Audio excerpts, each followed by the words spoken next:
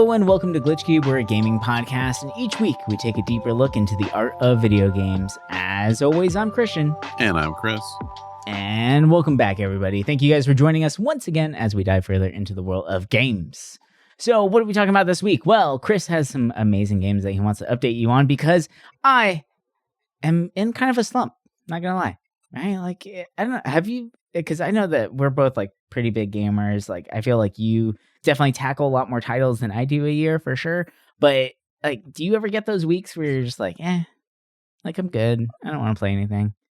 Honestly, it's kind of when I'm sick. I kind of get that way. Like, you would think like, oh, I'm going to lay down and just lay in bed. And I'm like, nah, I don't. I just want to like veg out with like a show. But oh, man, when I'm sick, I cannot focus on a game. My brain breaks so much.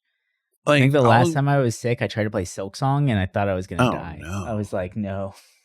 No, I'll put on like Dynasty Warriors or something like brainless, and just play that. Right. But there's times where I do get that, but I don't know. Recently, I haven't really had that problem. It's more so I wish like, and I can do this if I wanted to, like watch something while I play because, there's a lot of movies and shows I want to watch, but I've been playing like stuff that's actually kind of interesting where I'm like, oh, it'd be kind of weird to have something going on while I'm playing, like I want to be focused. Right.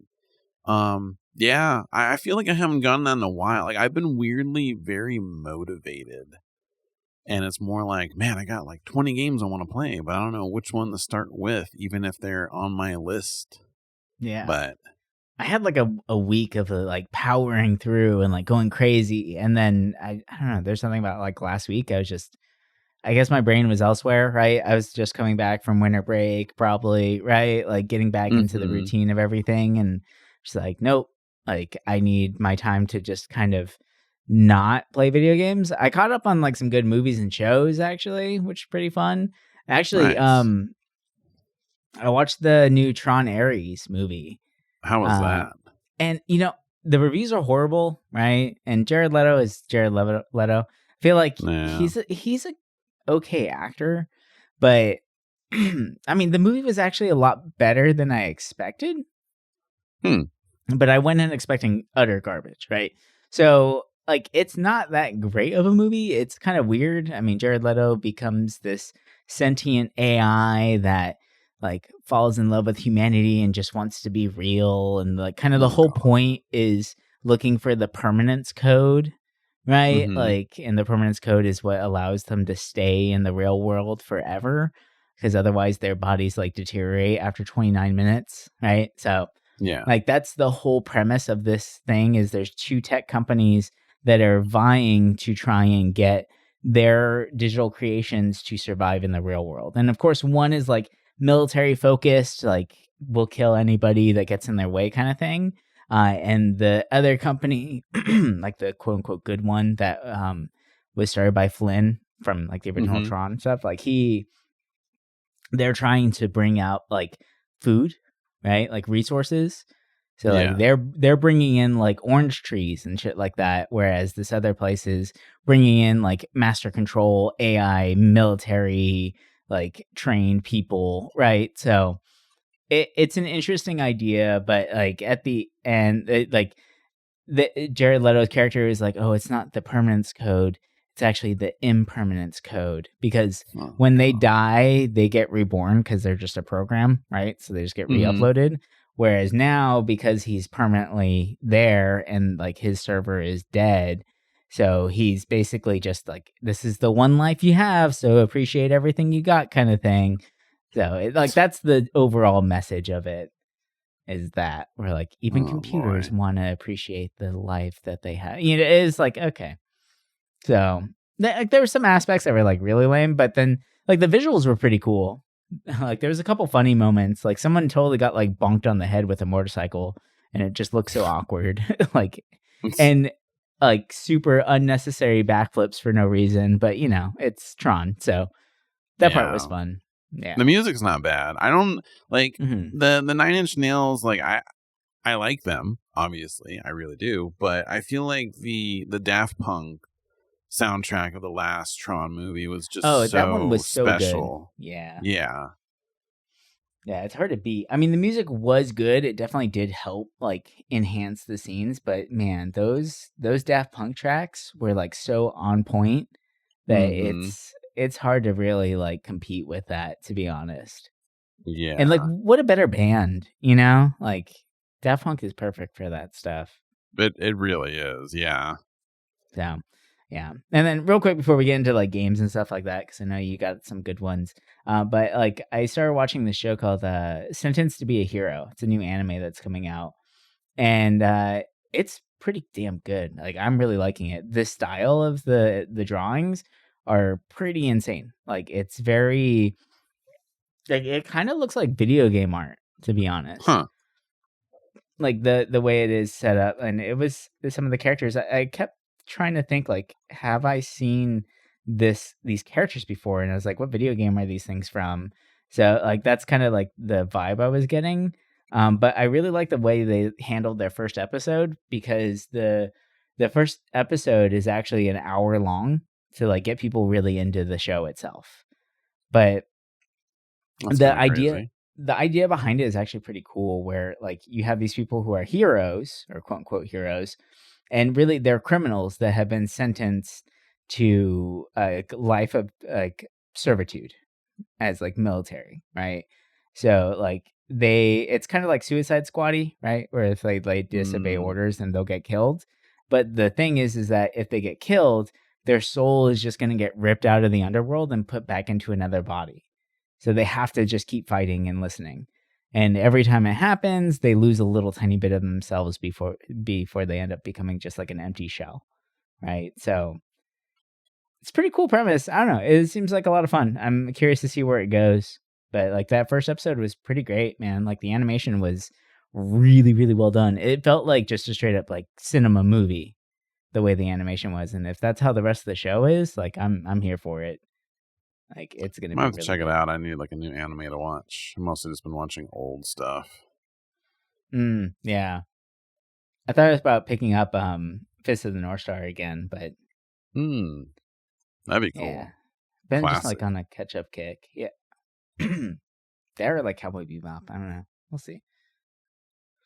But yeah, no, this one looks pretty good. Definitely recommend. Definitely recommend that one. And you know what? Like I recommend Tron Ares too. Like go into it and thinking, just expecting nothing, right? It's one of those like turn your brain off and just enjoy the pretty lights kind of thing. So you do that and it's perfectly fine. But what are you playing, man? What do you got on the docket? So going over like last week's episode, I kind of was thinking when I look at my list, like I at least want to beat 2 games a month and then our game of the month. And Right. you know, when I look at my list, there's quite a few RPGs on there. And next month, a game that I'm very excited for, the remake of Dragon Warrior 7 comes out early February. And I was thinking, well, I don't want to start an RPG now because, you know, my hours are limited to play games, so it's not like I can bust out an 8-hour session, you know, Right. really, because, you know, life. But Yeah. so I'm like, well, I can't do Cold Steel 3 because that's going to be too long. I'm like a quarter or more into Final Fantasy 12, so I could do that. But I've been knocking out some of the smaller stuff on my list. But before that, I will talk about the Dragon Warrior 7 demo. And I played it, loved it. For anyone that doesn't know, this is a remake of a game that came out, I think it was in 2000, maybe 2001. It's probably my favorite game of all time. So, of course, I'm going to play this because it's, you know, updated graphics. Like, it looks gorgeous. You know, when it came out on the PlayStation, it was, you know, your character had a sprite and you walked around on a 3D plane. And it was a very long RPG, like the original, because it had all this like optional and extra stuff in it. Like it was, you know, clocked at like over 100 hours, no matter what. Like even if you just golden path the main story, it would be 100 hours. That's crazy. And so it, you know, it scared a lot of people away. A lot of people never gave that game the chance because it was so long. I love that game. I played it twice. And then I played the 3DS version, which, streamlined a little bit, but so I love this game. And when I saw that they're doing a remake, I was excited. I know there's some stuff cut from it, or maybe they merged Yeah, it I don't into think modern something. gamers can handle a 100-hour game. I don't know. Well, even just the beginning, they streamlined. So, like, the beginning of the demo, before you get to, like, the first island, it was almost like 3 hours. No combat, Okay. nothing, just you running back and forth. The demo, it's like, I don't know, 20 minutes, 10 See, minutes. Like, that's nice. That's it's kind of very nice. quick to the Yeah. point, and it just flows. It works good because it was unnecessary in the original. It was just you going back and forth. And, you know, this, I think, is the perfect way to kind of play it because it's just what more people are used to when it comes to modern RPGs. Hmm. And, with this demo, basically you get to do the first island. And for people that don't know, you are living on this island, has a kingdom, like a castle, right? And a little fishing town to the south, and there's a shrine. And that's the world. People are like, well, we're the only island in this world, and that's it. When you look at a world map, it's just you. And, there's not spoilers because it's, the first 30 minutes of the game. You find these little shards, and you go to the shrine, you put the shards in, and you get warped to this other island. And when you go there, you just see that island, not your old island. And basically, the gimmick with Dragon Warrior 7 is you're doing these fragments, you're going into the past, right? Or you're going to these islands, and you do the scenario, and then when you finish that scenario, it shows up in your, in your world, right? Now it's next to your island. Okay. And that's where the demo Interesting. ends, basically, is like once you finish that island, you go back to it like in the current setting, and it ends there. So for me, that's why I love this game so much, is because every island is kind of its own unique story. And Right. some islands like all of them do connect to the main story in some way, right? But Is there like a revisit mechanic of like going back to previous islands, or is it kind of like it's levels where it's like, it's kind oh, of I like finished level levels. 1. Okay. But like there were times where you would have to go to a town on one of these islands and then, for an item maybe, Right. but not really. I remember there were some times where like islands you unlocked were like right next to an old island. So you would end up going back there to see changes because now there's more island to see. But Got it. it kind of played like that, but most of the stories were always self-contained. And it felt like I was playing like, 15 different stories. And some of them, like most of the stories were pretty bittersweet, right? They're all kind of, I don't want to say the game is melancholic, but like it's definitely not as like cheery as like some other Dragon Warrior games. But that's why I love it, because it's so different. And with this, they kind of streamlined how the battles are, the leveling, like they just made it very user friendly. And it was awesome seeing a game so special to me in such amazing graphics. And I'm excited. The demo was fantastic. I loved it. And The cinema cutscenes are insane. Like I don't, what style is this, right? Like yeah, it's because very unique. it's not the HD 2D. Like it's just kind of like the characters look kind of like dolls. And Right. it's just very like, it just looks good. I feel like they could do this style for all their old PlayStation 1 RPGs, right? Like Yeah. Xenogears, they could do that with. Like, Oh yeah. it'd be Breath of Fire awesome. would be amazing in this, right? Like those Oh, characters yeah. like look perfect for this style. It's, I'm excited. I'm definitely thinking, oh, it's going to be probably an 80-hour game. So that's why I'm looking at February. Like, I don't know if I'm going to get to backlog games in February, so I'm trying to make it up for it this month. And Right. so loving that demo. I can't wait for that. That's probably all. I'll try not to be the only thing I talk about for February. I'll try and mix in some small stuff too, but it's understandable. I mean, everyone that listens to this show knows this is your jam. Like, this is your shit. So I'll be able to yap for a whole episode about little bits of that game. But yeah. As for stuff off my list, I've completed 2 games already. And the first one has been one I've been really both of them really. The Last Guardian was the first one I picked. And this was a game that when it came out, I was dating, my wife at the time. And she played it, beat it. And I kind of watched her play it. And I kind of got everything I wanted from that game just from watching it. And I never played it. And, over the years, she'd be like, did you ever end up playing it? And I was like, no.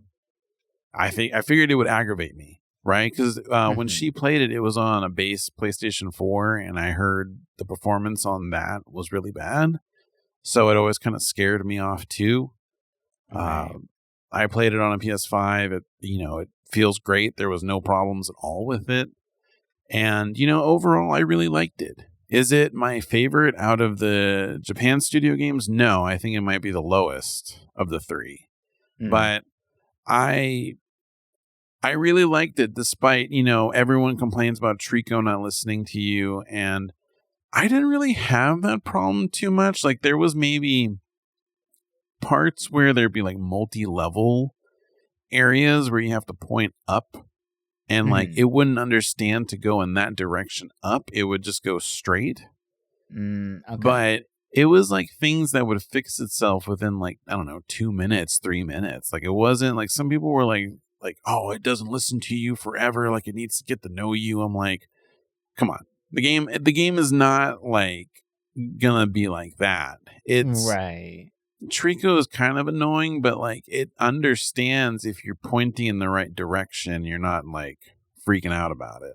But and it's a baby and it's a wild animal, right? Like I feel like that's part of the charm. Is that it's somewhat realistic. Yeah, I mean, can you imagine just running into a giant like kitten, basically, and being like, "Hey, cat, go jump over there." That's not gonna work, right? Like. My cats don't even my cats will come up to me if I call them, but that's about it. They're not going to go if I can fetch anything from me.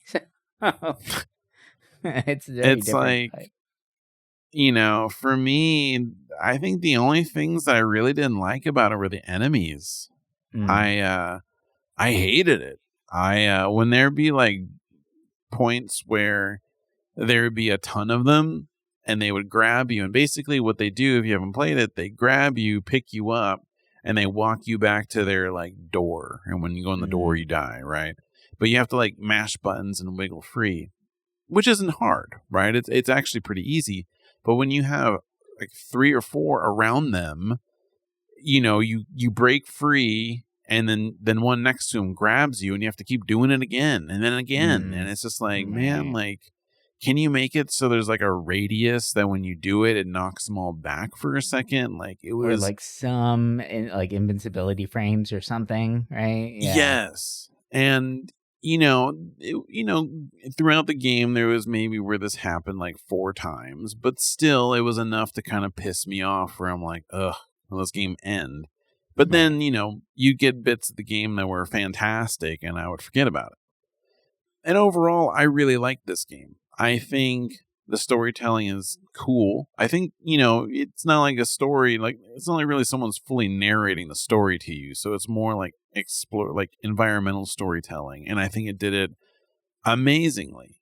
I really love just exploring. And honestly, the last hour and a half of that game is just, it makes up for all the BS that you experience in the game. Like it's very I feel epic, like that's very all their crazy games though, right?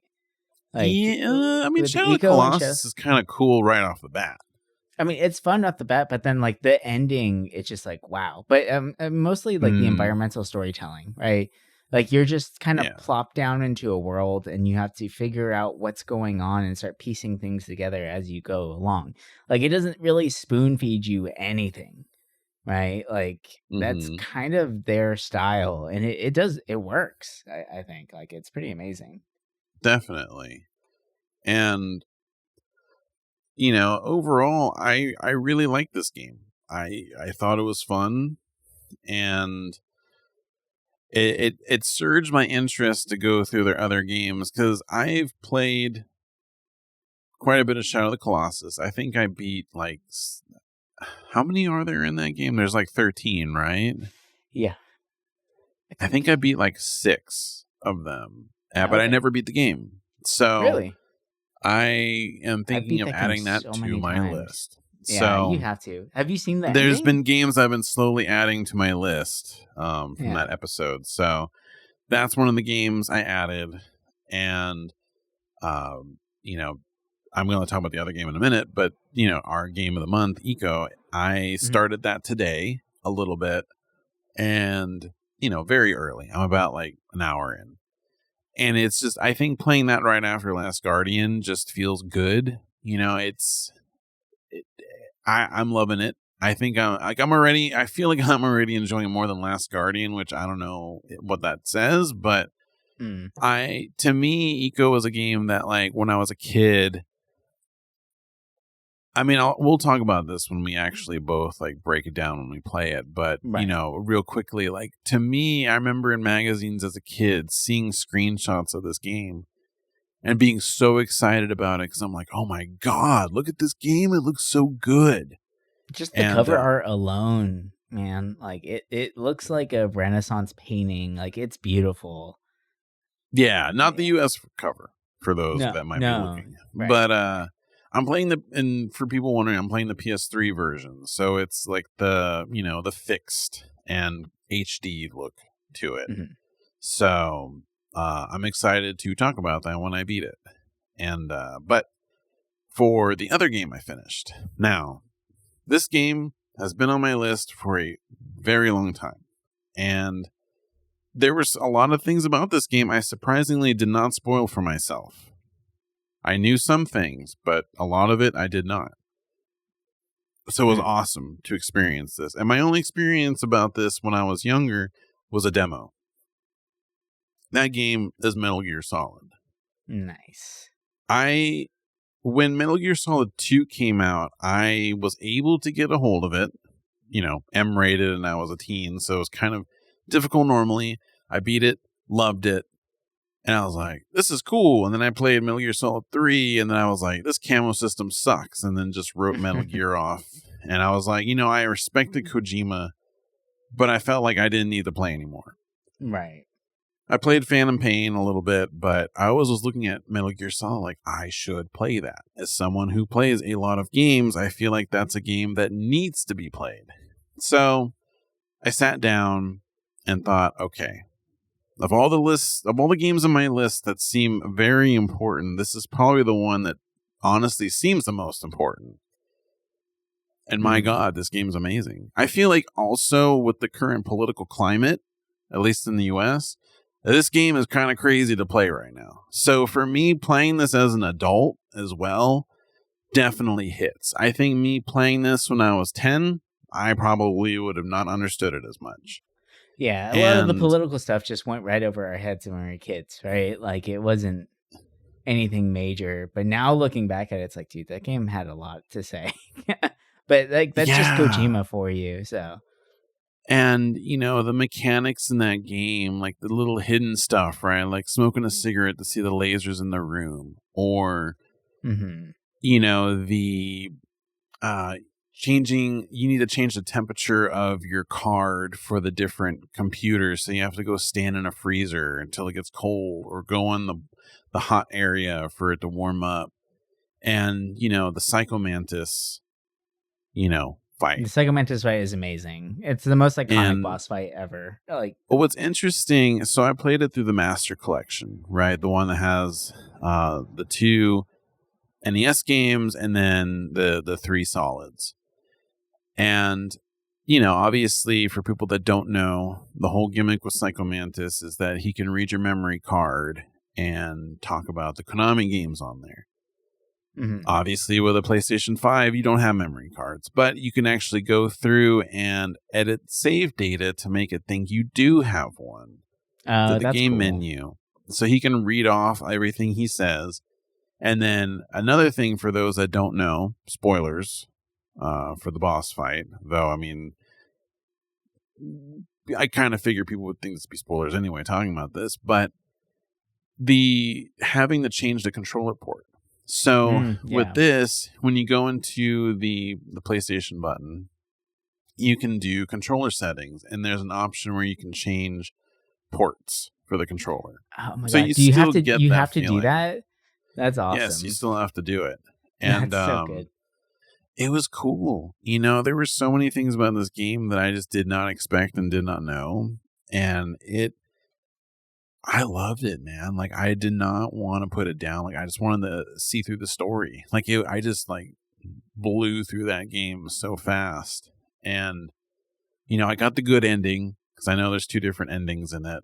I was able to make it through the interrogation stuff. So, I loved it.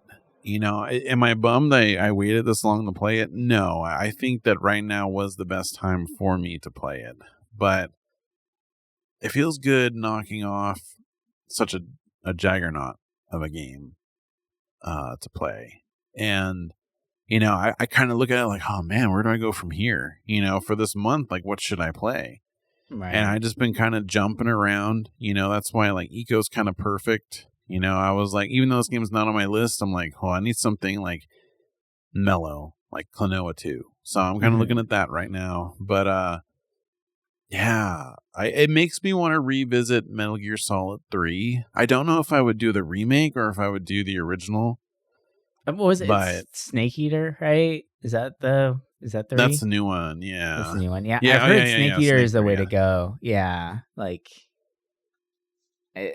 from what I remember hearing, like they did it right with Snake Eater. Like I guess there was some like annoyances with the original, and that one like, fixed a lot of the camo system made me really not want to play that game anymore. So I'm like, I heard they fixed that, so that might be the way I experience it. Yeah, that's definitely a franchise that like, man, like I played a lot of the first one, but I never actually played the story. Like I remember going to like my godfather's house, and he had Metal Gear, and I would just play the VR missions over and over again because they're fun. Like they have a really great challenge. Like it's kind of amazing to think that that game back in the day had basically 2 games built into it, right? Like you had this great story behind it, but then the VR missions go on for a while, and they're actually very challenging, but they're really good. Like if you want to get really, really good at that game, like play the VR missions, right? Like they teach you all the mechanics in a really fun, like arcadey style way. So it's like training plus new game, right? And then I remember I never played 2, but what we did is like, I think it was in middle school, man. Like my buddy had it, and he would only play it whenever we were all together, right? But I remember the funniest thing about it was that he didn't have a memory card at the time, so he could never turn it off. Oh, no. So like he would leave his PlayStation on all day and hoping that his mom wouldn't come in to turn off the PlayStation, because if she knew it was on, she would just turn it off, because it's such a waste of power.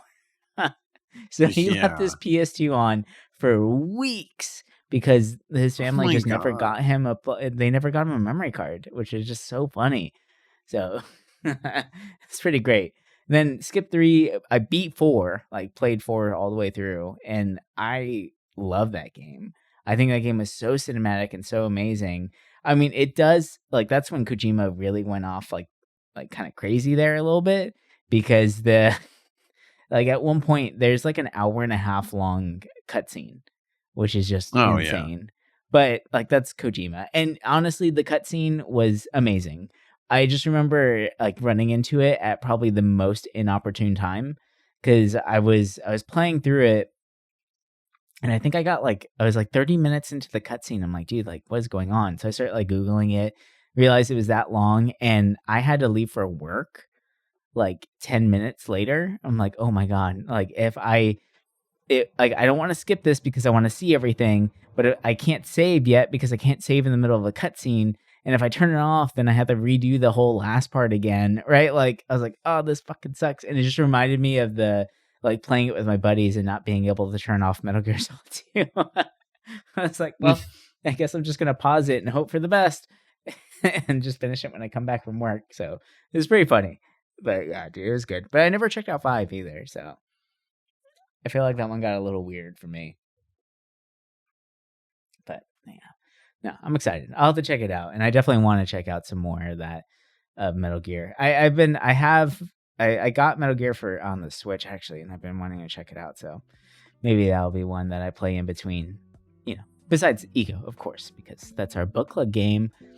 For those of you guys who don't remember, who might have missed last episode, we are doing a gaming book club this month, and we're going to try and do it each and every month of 2026 and see how that goes.